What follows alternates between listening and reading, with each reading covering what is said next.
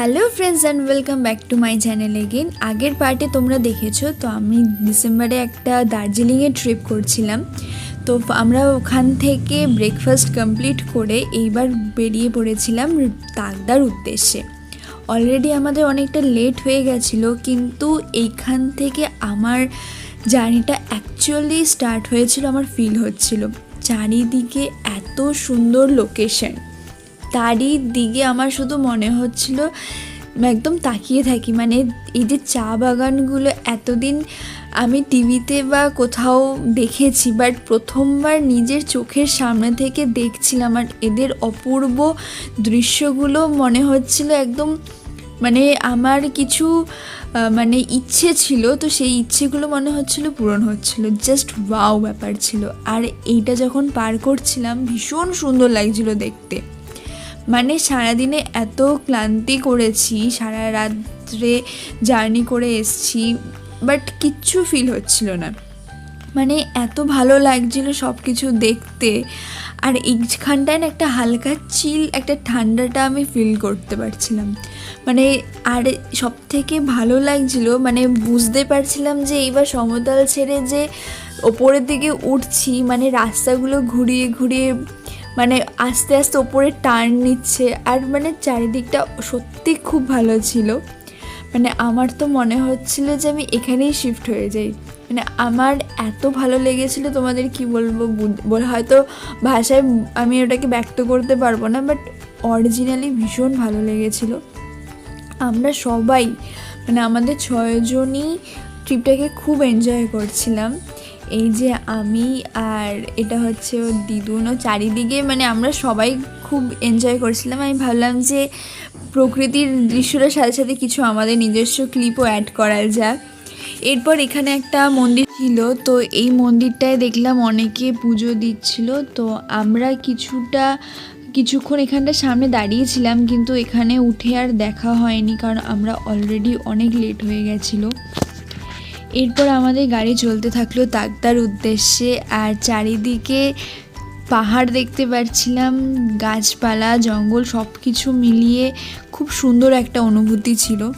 মানে আমার লিটারালি মনে হচ্ছিল যে একটা ইচ্ছে পূরণ হলো। কারণ এর আগে আমি তোমাদের বলেছি যে পাহাড়ে কোনোদিনও আসিনি, আর লিটারালি খুব ভালো লাগছিল। আর যখন গাড়িগুলো টার্ন নিচ্ছিল না, মাঝে মাঝে ভয় লাগছিল, কারণ এখানে ওভারটেক করবার মতো কোনো জায়গা নেই। মানে আর এই যে পাশে যে একটা উঁচু পাহাড় দেখতে পাচ্ছিলাম, চারিদিকে গাছ দেওয়া। আর আমি জিনিসটাকে রিয়েলাইজ করলাম যে আমরা অতটা উঁচুতেই উঠবো। প্রথমে যখন এনজিপি থেকে আসছিলাম তখন পাহাড়টা অনেক উঁচুতে মনে হচ্ছিল, আর তারপর আস্তে আস্তে এতক্ষণ আসার পর দেখছি যে পাহাড়টা একদম কাছাকাছি চলে এসছে, মানে আমরা পাহাড়ের মধ্যে থেকেই যাচ্ছি। তো এটাও ভীষণ ভালো লাগছিল।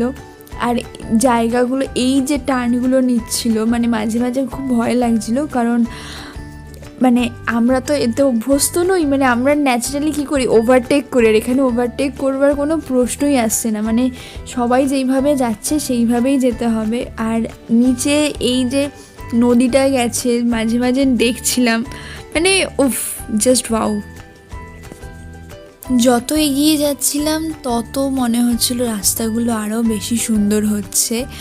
আর সামনে তো মানে বলবার মতো নয়, এত ভালো লাগছিল দেখতে। তবে এই যে পুচকেটা সামনে ঘুমোচ্ছিল, আর এইখানটায় যখন আসলাম আমার জায়গাটা কিন্তু ভীষণ ভালো লেগেছে। মানে সত্যি সত্যি মনে হচ্ছিল এখানে দাঁড়িয়ে থেকে আমি কিছুক্ষণ দেখি। বাট সব জায়গায় তো দাঁড়ানো যাচ্ছিল না, বা গাড়ি থেকেও নামা যাচ্ছিল না, বাট এই জায়গাটা আমার মনে হচ্ছিল যে কিছুক্ষণ আমি দাঁড়িয়ে শান্তিতে একটু দেখি। আর এরপর আমরা অনেকটা কাছে চলে এসেছিলাম, কিন্তু আমাদের মোটামুটি সবার শরীর ঠিক ছিল, কিন্তু যে পুচকেটার সাথে এসেছিলো ওর শরীরটা খুব খারাপ হয়ে গেছিলো, কারণ ওর বারবার ভমিটিং হচ্ছিল এই টার্নগুলো নেওয়ার জন্য, তো ঘুমিয়েই পড়েছিল। আর আমরা যাচ্ছিলাম তাকদা। তো তাকদা যাওয়ার আগেও আমার মনে হচ্ছিল এখানেও আমি থেকে যেতে পারবো, মানে জায়গাগুলো এত ভালো। আর তাকদা তো অফবিট লোকেশানগুলো বেশ ভালো এখন করেছে। আর এখন আমাদের সবার খুব ঠান্ডা লাগছিলো, কারণ আমরা অনেকটা ওপরে চলে এসেছিলাম। প্রথমে আমরা কেউ গায়ে সোয়েটার পরিনি, এরপর সবাই মোটামুটি সোয়েটার পরে নিয়েছিলাম। আর এই পুচকেটা ঘুম থেকে উঠে গেছিলো, উঠে আমাকে বলছিল কী করছো, ও বসে বসে এবার দেখছিল।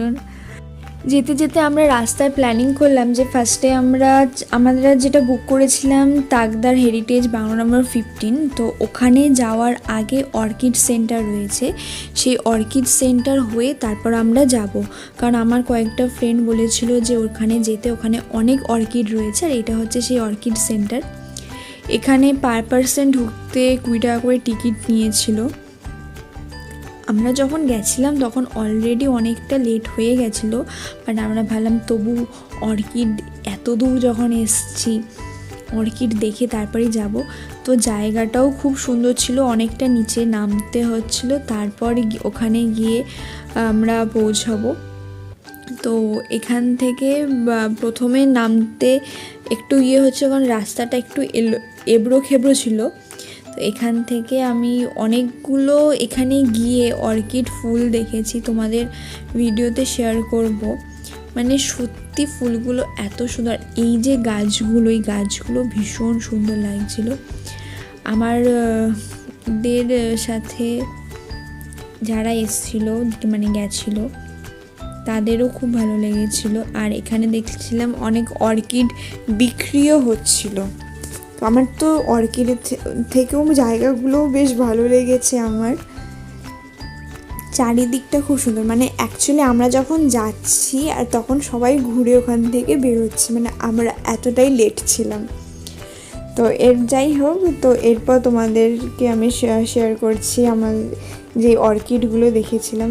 প্রচুর অর্কিড ছিল, প্রচুর গাছ ছিল, সবগুলোই খুব সুন্দর। তোমরা শুধু একটার পর একটা দেখতে থাকো, আর কোন অর্কিডগুলো তোমাদের বেশি ভালো লাগছে অবশ্যই কিন্তু কমেন্ট করে জানিও।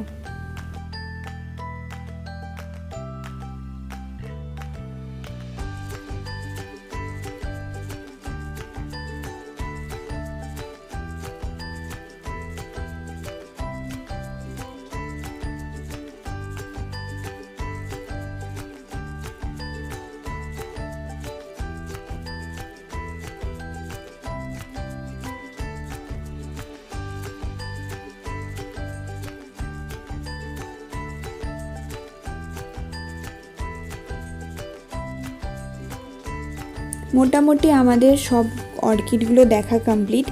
এরপর আমরা ডিরেক্ট চলে গিয়েছিলাম আমাদের হেরিটেজ বাংলোতে। তো ওখানে গিয়ে আমার ভিডিও করা হয়নি, কতগুলো ছবি আছে তো সেখানে শেয়ার করলাম।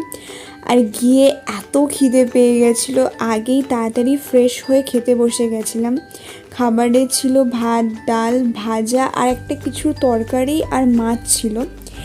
এরপর সন্ধেবেলায় মানে দেখলাম যখন আলোগুলো জ্বললো, চারিদিকে ঘুটঘুটে অন্ধকার ছিল, মানে ওখান থেকে তখন চারপাশটা দেখা যাচ্ছিল না, বাট বাংলোতে চারিদিকে বেশ সুন্দর সাজানো ছিল। আর ওখানে একটা দোলনা ছিল, আমি অনেকক্ষণ মানে প্রায় 1 ঘন্টায় দোলনাতে বসেছিলাম।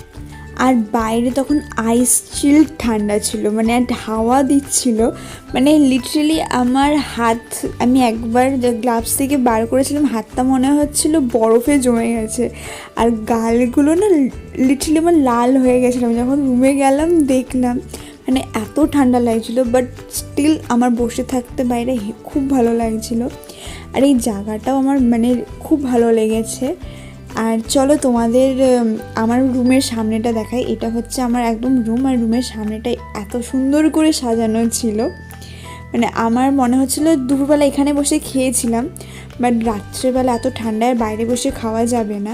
চলো একটা তোমাদের ছোট করে রুম ট্যুর দিয়ে দিই। রুমটা একদম অগোছলো হয়ে গেছিলো, কারণ আমরা এসে এত টায়ার্ড ছিলাম যে যেইভাবে পেরেছিলাম রেখে দিয়েছিলাম। মা আর বোন একটা বেডে ছিল আর আমি আরেকটা বেডে ছিলাম, বাট রুমটা খুব ভালো ছিল, অনেকটা বড় ছিল। আর এইটা ছিল আমার রাত্রের ডিনারটাও ওরা খুব ভালো রান্না করেছিল। এর পরের দিন সকালেরও ঠিক অ্যাজ ইট ইজ আমি ক্লিপ নিতে ভুলে গেছিলাম, বাট চারিদিকটা খুব সুন্দর ছিল, মানে দুর্দান্ত লাগছিল। আর এটা ছিল ব্রেকফাস্ট করে আমরা সবাই ওখান থেকে তাকদাকে টাটা দিয়ে বেরিয়ে গেলাম। আর এরপর আমরা যাচ্ছিলাম দার্জিলিংয়ের উদ্দেশ্যে। তাকদার থাকাটা আমার কাছে ভীষণ ফেভারিট হয়ে গেছে। নেক্সটবার যদি যাই আমি অবশ্যই তাকদাতে আবার থাকতে চাই।